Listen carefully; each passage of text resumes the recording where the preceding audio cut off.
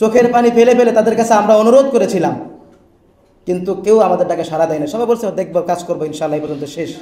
Last পর্যন্ত একটা দল এনসিপির কাছে আমরা সহযোগিতা পেয়েছি। যারা ফিরে আসতেছে এবং যারা ফিরে আসছে সবাইকে, সবার পাশে যেন, এই ক্ষতিগ্রস্ত পরিবারের পাশে যেন তারা দাঁড়াতে পারে। কারণ লাস্ট পর্যন্ত আমাদেরকে তারা ভুলেন নাই এবং সামনেও আমাদেরকে ভুলবেন, আমরা সে আশা তাদের কাছে রাখি।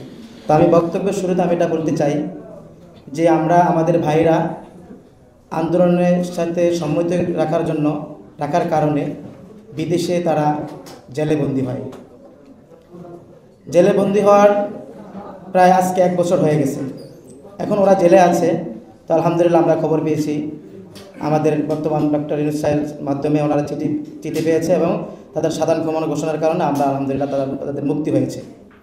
তো আমরা এই মুক্তির পিছনে, এই মুক্তি কিভাবে হলো, এই মুক্তি এত সহজে আসে নাই। 1 বছর পর্যন্ত তারা জেলে।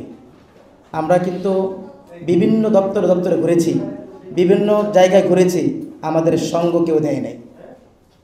আমরা বিভিন্ন দলের কাছে ঘুরেছি এবং যত বড় বড় দল বলেন সব বড় বড় দলের কাছে আমরা জেলেবন্দি।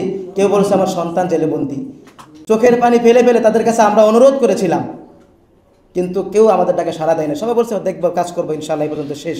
কিন্তু একটা মাত্র দল আমরা পেয়েছি, একটা মাত্র দল আমরা পেয়েছি যারা আমাদের পাশে দাঁড়িয়েছে, যারা আমাদেরকে নিয়ে কাজ করেছে, যারা আমাদেরকে শেষ পর্যন্ত আমাদের জন্য কাজ করে গেছে, যাদের প্রচেষ্টায় আজকে আমাদের ভাইরা আলহামদুলিল্লাহ মুক্তির একটা খবর পেয়েছি।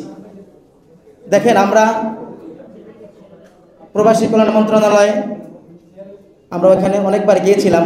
আলহামদুলিল্লাহ ওনাদের প্রচেষ্টা, লাস্ট পর্যন্ত ওনাদের প্রচেষ্টা আমরা মুক্তি পেয়েছি আলহামদুলিল্লাহ। কিন্তু এর আগে কিন্তু আমরা অনেকবার ঘুরেছি, পররাষ্ট্র মন্ত্রণালয় আমরা অনেকবার ঘুরেছি, লাস্ট পর্যন্ত আলহামদুলিল্লাহ তাদের প্রচেষ্টা আমরা মুক্তি পেয়েছি। এমনকি আমরা নাম বলবো না, বড় বড় যত দল আছে আপনারা একটা বুঝে নিয়ে যে কারা হতে পারে, তার জন্য তারা মাঠে নেমেছে, আন্দোলন করেছে। আজকে এই আন্দোলনকে সফল করার জন্য তারা এখানে আন্দোলন করেছিল, তারা সেখানে জেলে বন্দী হয়েছে। আমাদের উচিত ছিল, যারা আমাদের বড় বড় দল আছে তারা আমাদের পাশে দাঁড়ানো উচিত ছিল, এবং যারা বর্তমান উপদেষ্টা আছে তারা আমাদের প্রথম থেকে আমাদের পাশে দাঁড়ানো ছিল। কিন্তু আমরা প্রথম থেকে আমরা এই কাউকে আমরা কাছে পাইনি। আমরা রাস্তায় রাস্তায় ঘুরেছি, দপ্তরে ঘুরেছি, কোথাও আমরা সফলতা, মানে কারো কাছে আমরা কোনো সহযোগিতা পাইনি। লাস্ট পর্যন্ত একটা দল এনসিপির কাছে আমরা সহযোগিতা পেয়েছি এবং তারা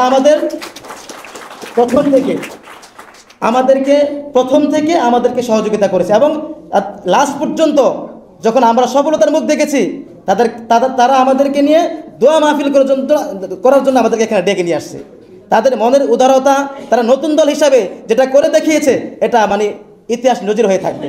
কারণ তারা এটাই তাদের, মানে এটার মাধ্যমে বোঝা যায় তারা সামনে ভবিষ্যতে আরও কিছু করবে, তার দেশের জন্য, দশের জন্য, তারা দলের জন্য, মানে বাংলাদেশের মানুষের জন্য কিছু করবে। তা আমরা সবাই ইনশাআল্লাহ সবাই ওনাদের জন্য দোয়া করব, যেন ওনারা আরও যারা এমন ক্ষতিগ্রস্ত মানুষ আছে, জেলবন্দি আছে, তাদের পাশে দাঁড়াতে পারে এবং বাংলাদেশের বিভিন্ন জায়গায় মানুষ যারা ক্ষতিগ্রস্ত তাদের পাশে দাঁড়াতে পারে, যেমন আমাদের পাশে দাঁড়িয়েছে।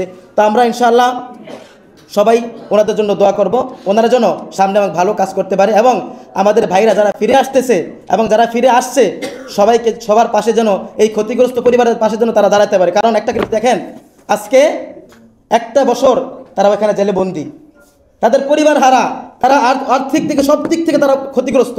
এখন তারা যখন দেশে আসবে, আমরা এনসিপির কাছে এবং সবার কাছে অনুরোধ থাকবে, যেমন বিগত দিন আমাদের পাশে ছিলেন, সামনে যেন আপনারা আমাদের পাশে থাকেন এবং আমাদের ভাইরা যেন এই ক্ষতিগ্রস্ত থেকে মুক্তি পেয়ে তারা একটা স্বাভাবিক জীবনযাপনে যেতে পারে, সেই জন্য আপনাদের কাছে এই অনুরোধ রইল।